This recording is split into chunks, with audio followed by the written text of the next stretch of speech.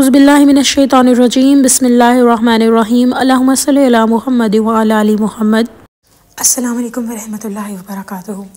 آج کے ویڈیو میں آپ لوگوں کے ساتھ درود ابراہیمی کا ایک مشاہدہ شیئر کروں گی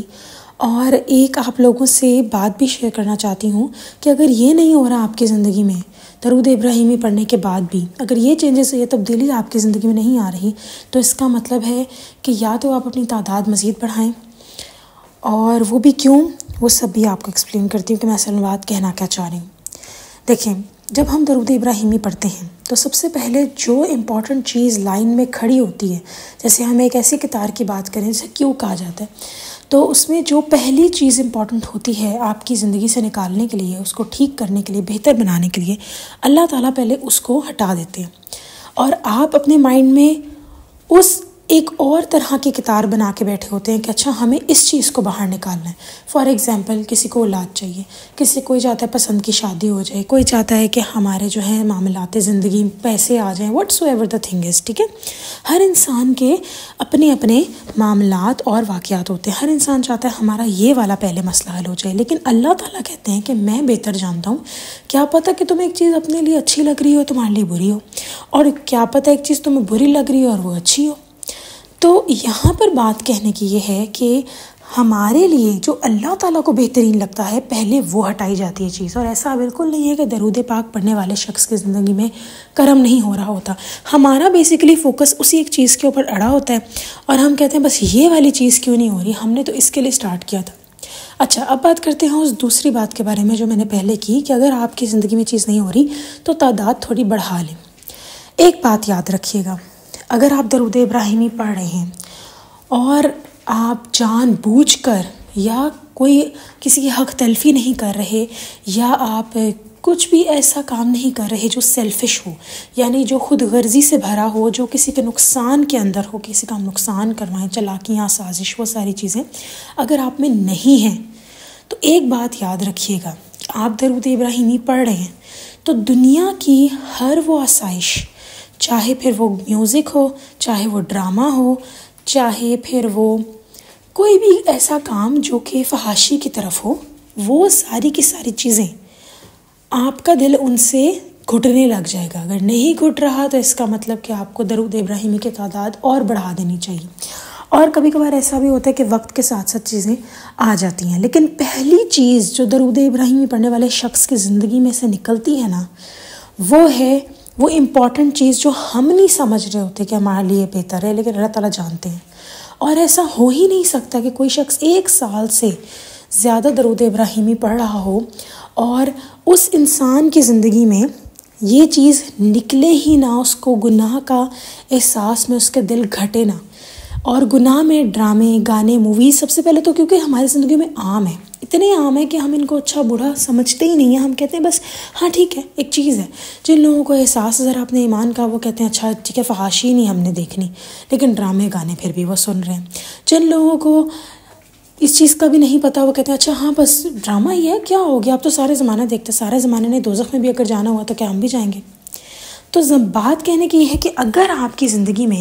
یہ چینج نہیں آ رہا، اگر گناہوں پہ آپ کا دل نہیں گھٹ رہا، اگر آپ کی ایک دم بے چینی نہیں ایڈ ہو رہی کہ یا اللہ یہ کیا کر رہی ہوں میں، یا یہ کیا کر رہا ہوں میں۔ ایون ایک بہن کہتی ہیں کہ میں درود ابراہیم پڑھتی ہوں تو جب میں زیادہ ہنستی بھی ہوں نا،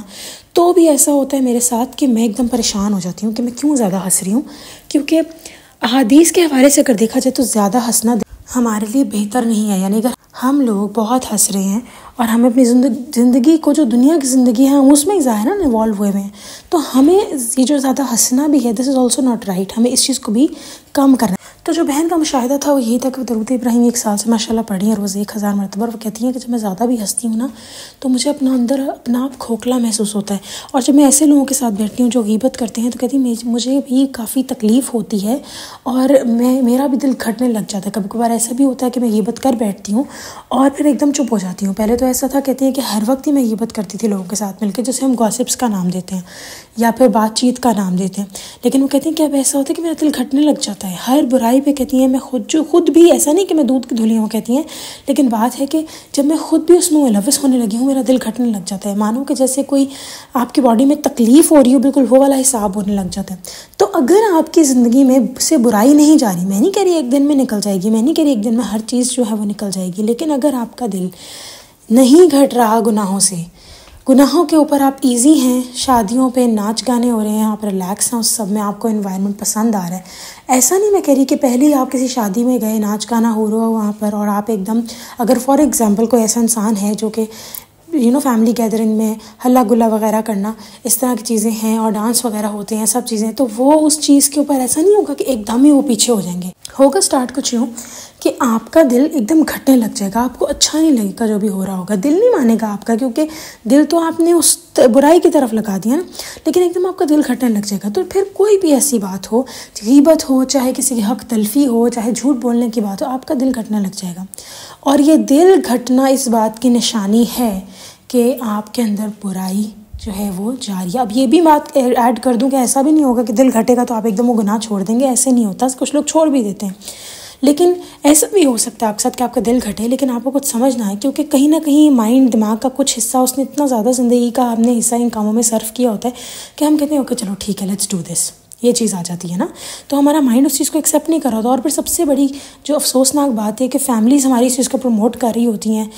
اور ہم لوگ کہتے ہیں اچھا فیملی کو برا نہیں لگ رہا تو پھر ہمیں کیوں برا لگ رہا ہے. بہت ساری ایسی بچیاں ہوں گی جو درود ابراہیمی کی جرنی جنہوں نے کنٹینیو کی ہوگی، شروع کی ہوگی، بلکہ کنٹینیو نہیں شروع کی ہوگی، اور ماشاءاللہ اب ان کی چلتی آ رہی ہوگی، یعنی اب کنٹینیو ہوگی، تو ان کی فیملی میں چیز نہیں ہوگی، لیکن ان کی زندگی میں جب کرم ہو رہا ہوگا اور ان کی فیملی سے اگر ڈفرینٹ خیالات کے مالک ہوں گی تو ان لوگوں کے لیے تو ویسے ہی بیچاروں کے لیے بہت ایڈجسٹ کرنا مشکل ہو گیا ہوگا. بٹ بات یہی کہنے کی ہے کہ اگر آپ کا دل گناہ پر نہیں گھٹ رہا، یہ نہیں میں کہہ رہی، بار بار یہی کہہ رہی ہوں، اس ترازو میں اپنے آپ کو مت رکھ کے تولیے گا کہ آپ جو ہیں وہ گناہ کر رہے ہیں، جو بھی خدا نخواستہ یا کوئی بھی ایسی فحاشی ہے،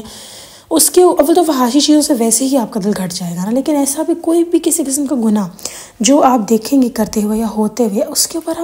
آپ اس کا پارٹ بنتے ہوئے آپ کا دل اتنا گھٹے گا کہ آپ کو سمجھ نہیں آئے گی. اور ہو سکتا ہے ملٹیپل آف ٹائمز ایسا ہو، اور پھر ایک دن آئے گا جب آپ سمجھ جائیں گے اور آپ اس گناہ سے ہٹ جائیں گے. لیکن اگر آپ کا دل بھی نہیں گھٹ رہا نا، اٹ مینس آپ کوئی ایسا کام ایک تو کر رہے ہیں جو صحیح نہیں ہے، کوئی حق تلفی کسی کی ہو رہی ہے.